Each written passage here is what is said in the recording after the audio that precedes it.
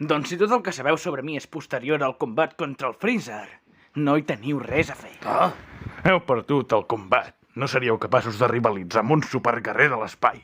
Superguerrer de l'espai?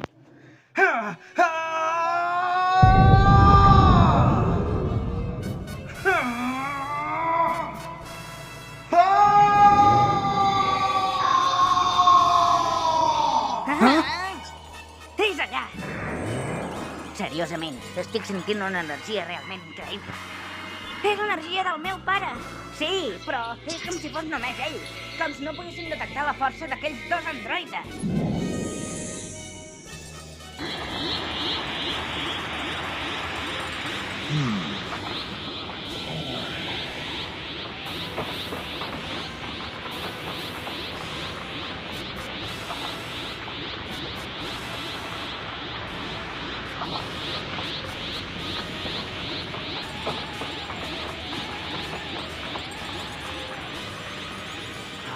Sabia que el poder del Son Goku era increïble, però mai l'havia tingut transformat tan de prop.